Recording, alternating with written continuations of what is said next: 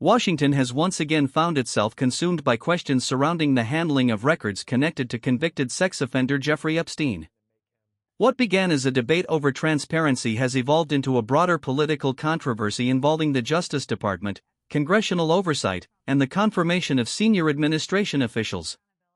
According to multiple reports, lawmakers are preparing to examine not only how decisions were made, but also whether political considerations influenced those decisions. Political analysts suggest that the issue now extends beyond the original investigation itself. Instead, it has become a test of public trust in federal institutions. Critics argue that the administration has failed to provide sufficient explanations, while supporters maintain that legal constraints have limited what can be disclosed. But the bigger question is whether this controversy is becoming a defining political challenge rather than simply another Washington news cycle. Any senator who votes to confirm Todd Blanche should know you're now part of the cover-up. You're complicit in the cover-up if you vote to confirm this man and make him the Attorney General who has led the cover-up of the Epstein file. The confirmation hearings surrounding senior Justice Department leadership have intensified attention on decisions made during the administration's response to requests for additional Epstein-related records. According to published reporting, several Democratic lawmakers intend to question officials about the review process, internal discussions, and communication between the White House and the Department of Justice. Observers note that confirmation hearings often become opportunities for broader political debates rather than narrow evaluations of a nominee's qualifications. Previous administrations from both parties have experienced similar moments when unrelated controversies dominated confirmation proceedings. Supporters of the administration argue that political opponents are attempting to turn a personnel hearing into a referendum on the president. Critics counter that leadership decisions inside the Justice Department deserve close examination because they affect public confidence in the rule of law. The botched handling of the release of the Epstein files by Donald Trump and his administration and the lack of any accountability for survivors and victims will no doubt be a prominent focus on the part of Democrats at tomorrow's confirmation hearing. Media coverage has increasingly focused on reported internal discussions surrounding the release of investigative materials. Several news organizations have published accounts describing meetings among senior officials, although many details remain disputed or based on anonymous sources. Experts point out that administrations frequently balance competing priorities when handling sensitive investigative files. Privacy protections, ongoing legal obligations, and national security concerns can all influence disclosure decisions. Critics argue that excessive redactions and delays create unnecessary suspicion. Administration allies respond that incomplete public information often fuels speculation that may not reflect the underlying legal realities. Here's where the story becomes even more interesting. The political consequences may ultimately matter more than the legal arguments themselves. For Todd Blanche to become the country's Attorney General. Todd Blanche, who was the Deputy Attorney General at the time, was key to the release of the files. It was riddled with redaction errors and delays. Blanche's predecessor, Pam Bondi, told lawmakers behind closed doors that The controversy has also highlighted the growing role of survivor advocacy organizations in shaping public debate. Several advocacy groups have called for greater transparency while emphasizing the need to protect victims' identities and personal information. Legal experts stress that these two objectives can sometimes conflict. Public disclosure may increase accountability, but it can also expose sensitive personal details that survivors never intended to become widely available. According to observers, this balance between transparency and privacy has become one of the most difficult questions facing investigators, judges, and policymakers. That debate now extends well beyond one administration or one political party. Blanche was the guy responsible for the rollout of the files. And thanks to intrepid reporting by New York Times reporters Jonathan Swan and Maggie Haberman for their new book, Regime Change, we have an even deeper understanding of the sprawling tentacles of Todd Blanche's role. According to many scenes recounted for their book, the man who now wants to serve as the country's top law enforcement official was at the center of each and every step of the Trump administration's botched release of the files. Congressional leaders appear divided over how aggressively to pursue additional oversight. Some lawmakers argue that further hearings are necessary to restore confidence in federal institutions. Others contend that repeated investigations risk politicizing ongoing legal matters. Political historians note that Washington has experienced similar periods before. High-profile investigations often begin with specific factual questions but gradually evolve into broader debates about institutional credibility, executive authority, and congressional oversight. The administration has defended its approach, while opponents continue to argue that more answers are needed. What happened next surprised many observers. The controversy began reaching audiences far beyond traditional political circles. The files. He was present for multiple meetings inside the White House Situation Room on this issue specifically. He reviewed the files. He spoke to Donald Trump about what was inside them. And of course, he volunteered to interview Jeffrey Epstein's accomplice in child sex trafficking, Ghislaine Maxwell. After that interview, she was transferred to a minimum security prison. Public opinion appears increasingly shaped by competing media narratives. Conservative commentators generally emphasize concerns about selective reporting and politically motivated investigations. Liberal commentators focus on transparency, accountability, and unanswered questions surrounding official decision-making. Communication specialists note that the modern media environment allows competing interpretations to develop simultaneously, often leaving audiences exposed to dramatically different versions of the same events. That polarization makes congressional hearings especially influential because they provide televised moments capable of shaping public perceptions regardless of eventual legal outcomes. Then with yoga and puppies. Senate Judiciary Democrats will have Danny Bensky, an Epstein survivor and familiar face to viewers of this program, testify against Todd Blanche's confirmation on Thursday, following his appearance before the committee tomorrow. Bringing Bensky to the Hill signifies just how much Democrats intend to focus on the handling of the Epstein files in their questioning of Todd Blanche. Other Epstein survivors are weighing in as well, several sending a powerful... Political strategists from both parties are now evaluating how this issue could influence upcoming elections. Democrats may attempt to frame the controversy as evidence that stronger oversight is needed within the executive branch. Republicans are expected to argue that opponents are revisiting familiar controversies to distract from other policy debates. Election analysts caution that voter priorities often shift rapidly. Economic conditions, immigration, foreign policy, and inflation could ultimately outweigh controversies dominating today's headlines. Even so, experienced observers suggest that sustained questions about transparency can gradually influence broader perceptions of governmental competence and credibility.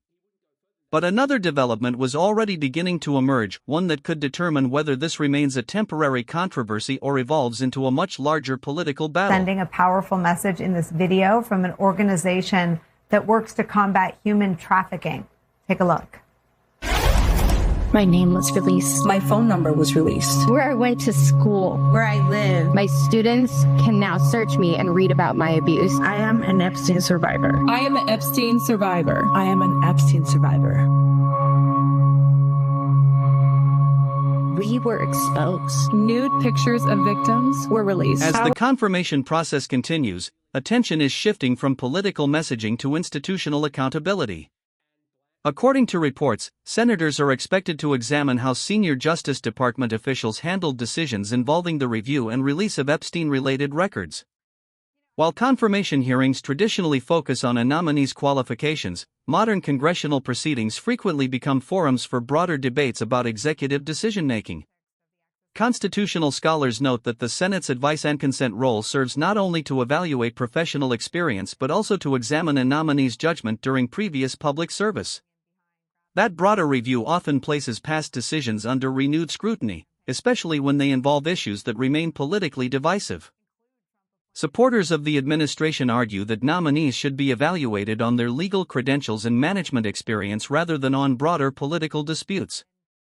Opponents contend that leadership choices made during sensitive investigations are directly relevant to whether an individual should oversee the nation's top law enforcement agency.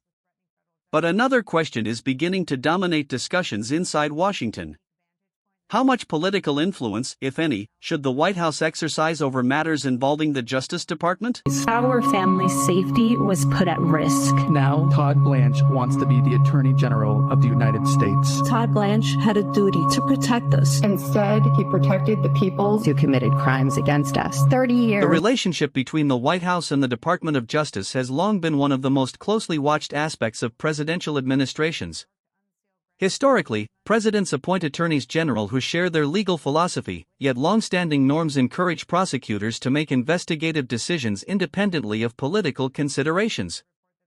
Former Justice Department officials from both Republican and Democratic administrations have often emphasized the importance of maintaining public confidence in prosecutorial independence. Experts point out that even the perception of political influence can generate lasting questions about institutional credibility. Media coverage reflects these competing narratives. Some commentators argue that every administration inevitably faces accusations of politicizing the Justice Department, while others believe the current controversy represents a more significant test of those long-standing norms. 30 years. 1,200 victims and 6 million files. A mountain of evidence. But Todd Blanche says there are no investigative leads. Todd Blanche failed us. He failed victims everywhere. We deserve better. Our country deserves better. Another important dimension involves the role of investigative reporting.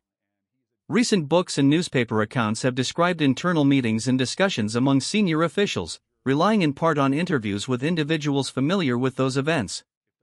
Such reporting often shapes public understanding before official records become available. Journalism scholars note that anonymous sourcing has played a significant role in covering multiple administrations over several decades. While anonymous sources can provide valuable insight into internal deliberations, readers are also encouraged to distinguish between verified documentation, first-hand testimony, and accounts based on confidential interviews. Administration supporters question whether anonymous accounts always provide complete context. Critics respond that investigative reporting has historically uncovered important information that later became part of the public record. Here's where the story becomes even more interesting. The debate is increasingly centered not only on what decisions were made, but also on how the public learns about those decisions. Deserves better. Vote no on Todd Blanche for Attorney General. Vote no. No. No. No. Vote no on Todd Blanche for Attorney General. A closer look at Todd Blanche's role in the Epstein files is where we begin the hour with New York Times. Political strategists are also watching the issue through the lens of coalition politics. Different factions within both major parties have expressed varying priorities regarding transparency, criminal justice, executive authority, and institutional reform. Analysts suggest that controversies involving high-profile investigations often test party unity. Lawmakers must balance support for their party's leadership with expectations from constituents who may demand additional oversight or greater disclosure. This dynamic has appeared repeatedly throughout American political history. During previous administrations, congressional investigations frequently created tensions between party loyalty and institutional responsibility. Whether those tensions become more visible often depends on public opinion and media attention. Times White House correspondent Jonathan Swan, co-author of the Bombshell book that changed everything we thought we knew about Trump's second-term regime change. Thank you so much for being here. Thanks for having me, Nicole. So, you've been covering Republican politics for a long time. I used to work in Republican politics a long time ago. And the idea that a group... The broader political environment also influences how controversies evolve. Election cycles tend to amplify issues that reinforce existing campaign narratives. Political consultants note that both parties often seek to frame high-profile investigations in ways that resonate with their broader messages about government competence, accountability, or executive leadership. Communication experts explain that repeated media coverage can elevate procedural disputes into defining political stories, particularly when hearings produce memorable exchanges or new testimony. Even when no immediate legal developments occur, sustained attention can shape voter perceptions over time. At the same time, public priorities remain fluid. Economic performance, inflation, immigration, national security, and international events continue to compete for attention, making it difficult to predict which issues will ultimately influence electoral outcomes. That isn't the only issue raising concerns. The legal framework surrounding the release of investigative materials remains unusually complex. That a group like World Without Exploitation, a child sex trafficking global conglomerate, coming out against a Republican nominee for Attorney General is unimaginable, especially since this MAGA version of Trump's Republican Party has taken on this issue and run with it for a decade. What sorts of cross pressures exist inside the MAGA? Legal specialists point out that records connected to criminal investigations may involve grand jury materials, sealed court documents, privacy protections, and victim-related information. Different categories of records are governed by different legal standards, meaning that public expectations for disclosure do not always align with what courts permit. Observers emphasize that judges, not executive officials alone, often determine whether certain sealed materials may be released. As a result, disagreements over transparency sometimes reflect legal constraints rather than purely political choices. Critics nevertheless argue that clearer public explanations from government officials could reduce speculation and improve confidence in the process. Supporters respond that commenting extensively on sensitive legal matters may itself create additional complications. By the MAGA coalition, if not inside Republicans on Capitol Hill against Todd Blanche. Well, it's changed a little bit because I think that there's not so much pressure from the MAGA base anymore on Todd Blanche specifically. They're, I think, very dissatisfied with the way that Trump has handled Epstein. But, the reporting itself makes very clear that we've done in the book that Todd Blanche was at the center of all things Epstein related in this administration. And I think from the outside, if you were just watching this, you might think, oh, he was, at the Justice Department handling the mandatory release of the files. But what we show in the book is that his role went much deeper than that. He was inside the White House Situation Room with Trump's top political advisors, having conversations that essentially amounted to public relations conversations, political conversations about how to manage the Epstein material in a way that would be least damaging to Donald Trump. And the thing to really know about Trump and Todd Blanche is Trump still views Todd Blanche as his attorney. He was his personal attorney. And Trump wanted someone like that at the Justice Department. Of course, he had someone like that with Pam Bondi, who was also his personal attorney on the impeachment, but she wasn't doing the job as Trump described it. We asked, Maggie and I, when we sat down with the president, we asked him what he was dissatisfied with when it came to Pam Bondi. And he said something to the effect of, she needs to move faster. And we said, faster at what? And he said, with respect to things. He wouldn't go further than that, but we know very well that what he was dissatisfied was that she was not prosecuting his enemies quickly enough. Todd Blanche is someone that Trump clearly trusts on that front, clearly trusted to handle Epstein in a way that would not damage Trump. And Blanche was indistinguishable from the senior levels of the White House in that effort to manage the Epstein files. I remember when Mitch McConnell sat down at the Morning Joe table, 9 years ago and was asked about his endorsement of Donald Trump in the context of the Access Hollywood tape. He had this folded up list of judges, federal judges, that he'd been promised would be appointed if Trump won. And that was his entire rationale for throwing him behind, grab him in the you-know-what, and everything else that came with Trump's 2016 campaign. The judges who have rebuked Todd Blanche include Trump-appointed justices. And I want to read a passage of how Todd Blanche was perfectly comfortable threatening them, menacing judges, and two Supreme Court justices are on Capitol Hill today looking for money to protect themselves. He makes clear in your reporting that he doesn't have any qualms with threatening federal judges. I'll read it.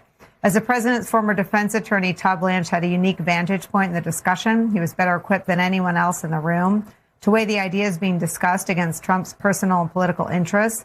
Todd Blanche laid out what he saw as their best options. Option one, petition federal district courts in Florida and New York to unseal grand jury testimonies, the secret transcripts of prosecutors' presentation of witnesses and evidence in their efforts to obtain indictments in past Epstein-related cases. You guys go on to report that that's unlikely to happen.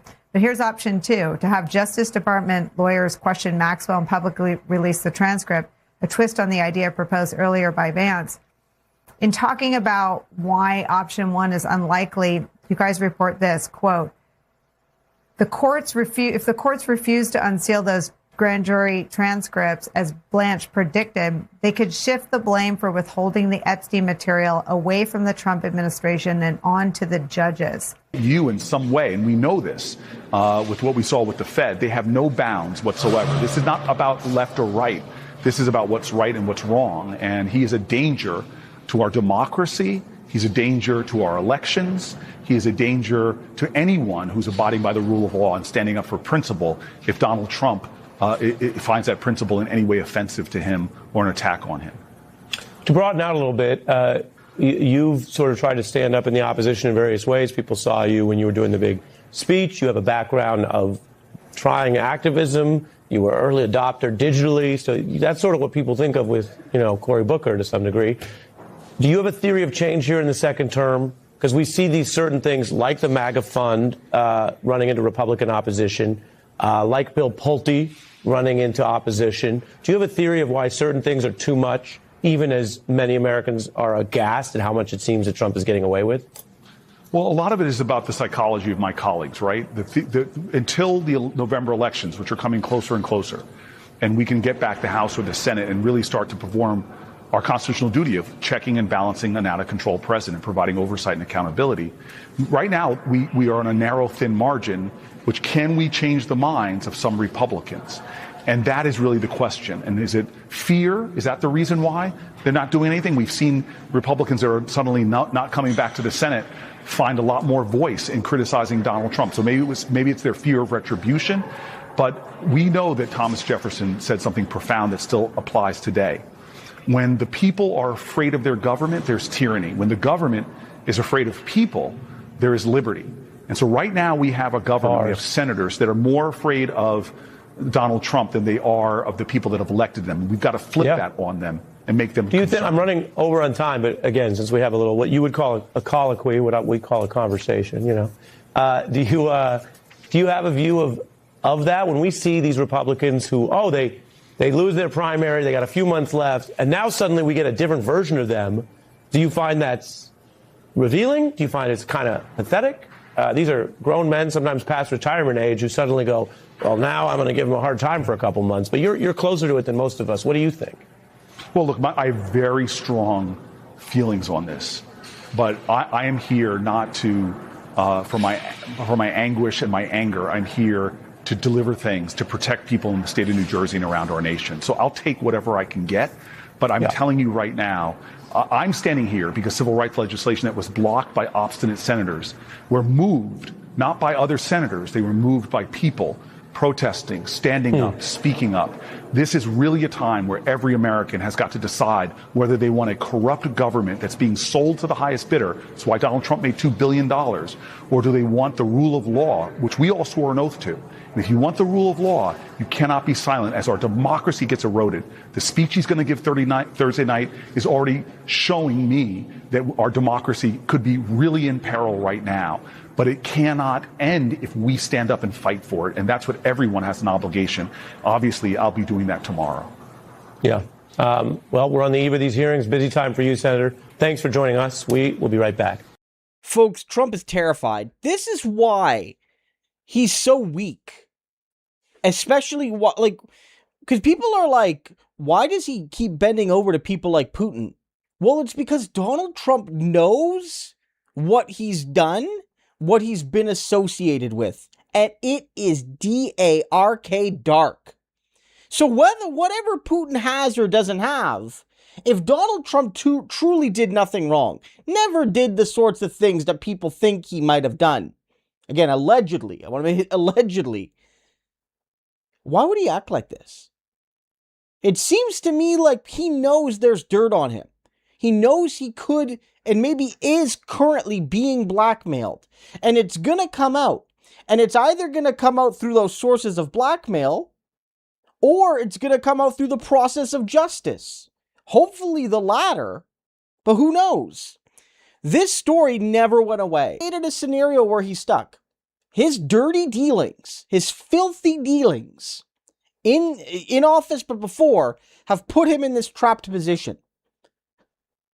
Look, Barack Obama made situations I disagreed with. I don't think anybody had blackmail over him. Because, what did Barack Obama do? Take Michelle on a bad date? Forget to buy her roses? I'm trying to think, did Obama wear a tan suit when he was in his 20s? Did he get the wrong kind of mustard before he was president? What scandals did Obama have that, a shady foreign leader could blackmail him with? I don't know, maybe I'm wrong, but I can't think of any. Donald, his association with Jeffrey alone, just the association, let alone what he may or may not have done, is blackmail worthy. But like, here's where it gets wicked. Here's where it gets really wicked, is that he played it so poorly that the story got dragged out. He could have ripped the Band-Aid off, release it all. Hopefully it goes away. He's president for 4 years. 4 years is a long time, even for a really ugly scandal like this.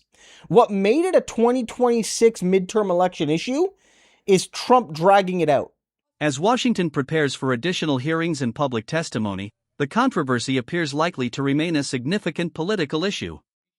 Congressional committees may continue seeking documents, questioning witnesses, and examining decision-making processes related to the handling of Epstein-related records.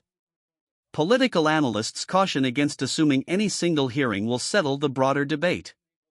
High-profile investigations often unfold over months, with new reporting, legal filings, and congressional actions gradually shaping the public record. Meanwhile, the administration continues to defend its handling of the matter, while critics maintain that additional transparency is necessary. Whether those competing narratives ultimately influence public opinion may depend less on political rhetoric than on future disclosures, official testimony, and judicial decisions. But the next phase could prove even more consequential, as the focus shifts from procedural questions to the broader implications for presidential leadership, institutional trust, and the political landscape heading into future elections.